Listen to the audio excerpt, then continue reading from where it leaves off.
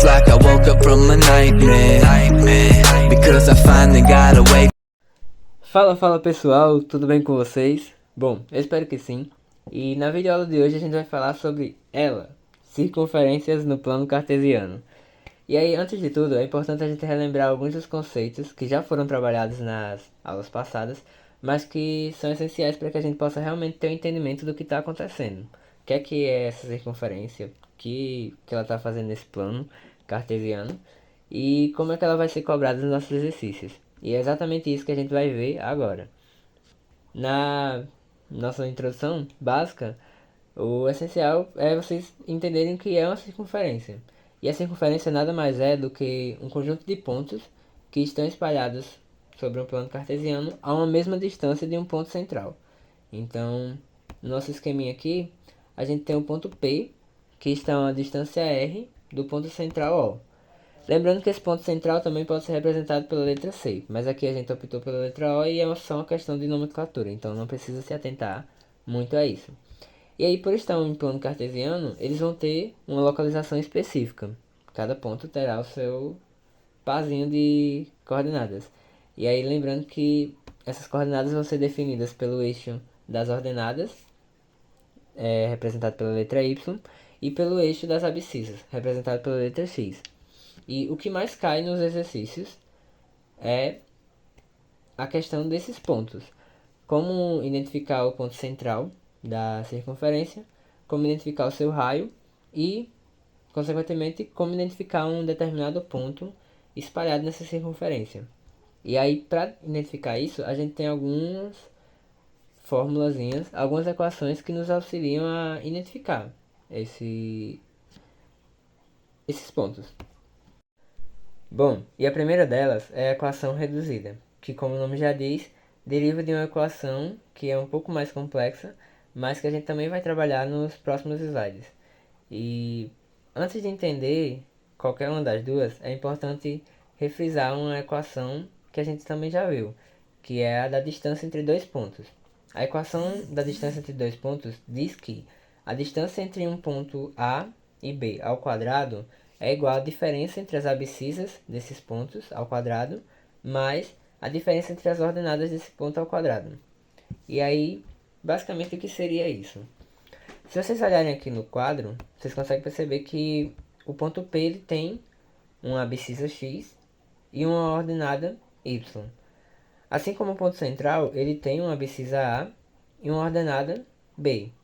Então, o que essa fórmula diz é que a diferença entre essas abscissas e essas ordenadas ao quadrado, a soma entre elas é igual ao raio da circunferência ao quadrado. E esses quadrados todos não são em vão, porque essa fórmula deriva exatamente de outra fórmula que é o Teorema de Pitágoras. E se vocês perceberem aqui na nossa figura, a gente consegue facilmente formar um triângulo aqui. Então, basicamente, o raio da circunferência é a hipotenusa formada pelo ponto central e um ponto qualquer da circunferência. Beleza? Para exemplificar um pouco isso, eu trouxe um exemplozinho aqui de uma equação reduzida, que basicamente poderia pedir para você identificar o centro e o raio. E aí, como você faria isso? O coeficiente A é o x do nosso ponto central, assim como o coeficiente B é o y do nosso ponto central. E olhando aqui de cara, a gente poderia dizer que eu estou vendo um 3 aqui, eu estou vendo um 4. Então, o x do centro é 3 e o y do centro é 4. Sendo que aí, o menos já é da fórmula. Então, para consertar essa pegadinha, que pode acabar custando a sua questão, antes de definir as coordenadas do centro, a gente precisa alterar esses sinais aqui. Então, realmente, vai ter um 3 e um 4, mas não com esses sinais. O centro, ele vai ser representado, tentar ser representado, pelo oposto desses números aqui. Então, vai ser o mais 3, finge que é o mais 3, e um menos 4. Então, sempre que vocês forem fazer identificar as coordenadas na equação reduzida, lembrar de trocar o sinal deles, porque o menos já é da fórmula. E aí, para identificar o raio ao quadrado é igual a soma dessas diferenças. E aqui a gente vê que o resultado dessas somas é 25. Então, raio ao quadrado é igual a 25. O que significa que somente raio... Aí...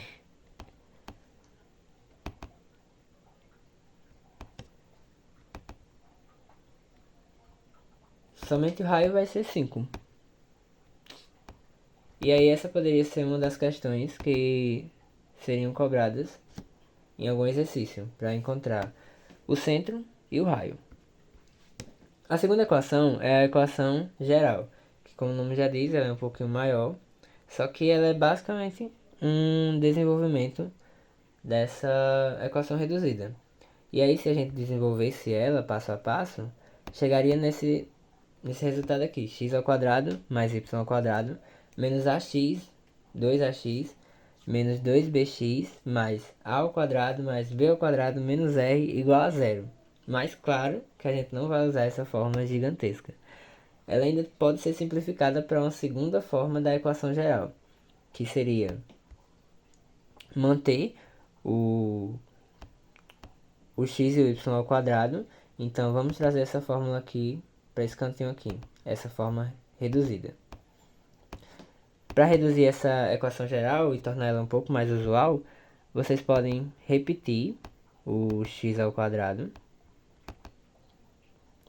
mais o y ao quadrado. Esses dois termos aqui, com o coeficiente ax e by, vocês podem dividir por menos 2. Então, menos 2ax dividido por menos 2 vai ficar mais ax.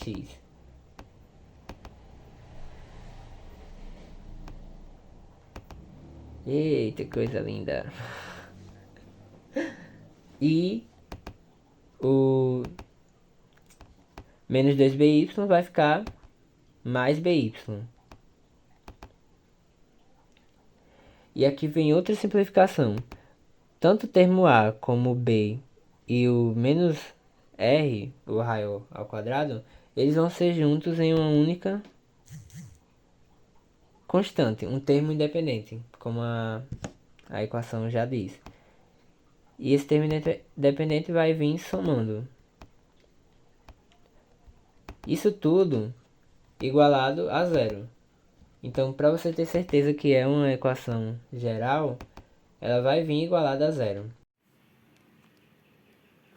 Bom, gente, então agora a gente vai dar continuidade, né, ao nosso assunto de circunferência. E agora nós vamos para a última parte da videoaula, que seria a parte do assunto sobre posições relativas entre um ponto e uma circunferência. Que neste caso, para a gente poder se situar um pouquinho mais na situação dessa parte do assunto, a gente poderia imaginar o seguinte: uma circunferência onde existiria em seu plano um ponto qualquer. E para isso, a gente pode ser representá-los de três formas possíveis. Que o primeiro caso seria o ponto exterior, ou seja, seria um ponto externo à circunferência. Como vocês podem ver aí na imagem, existe o ponto do centro e o ponto P, que está fora da circunferência, né? Depois da circunferência. Então, sua distância seria maior que o raio, por isso é representado por essa inequação abaixo. E nós temos também o segundo caso, que no caso seria o ponto pertencente à circunferência. E o que significa isso? Nada mais do que a distância ser igual ao raio, porque o ponto P iria ficar mesmo acima da linha da circunferência. Então, sua distância do centro até este ponto seria justamente a distância desse raio. Já o terceiro caso, a gente pode dizer que é um ponto interior, ou seja, um ponto que nem está fora da circunferência, nem está na linha, ele está dentro da circunferência. Por isso que a gente pode ser representado pela inequação de que a distância vai ser menor que o raio. Então, para resumir de forma bem rápida, bem simples, são esses 3 casos que existem. E é isso, gente. Chegamos ao final da nossa videoaula. Eu espero muito, de verdade, que vocês tenham gostado. E até a próxima!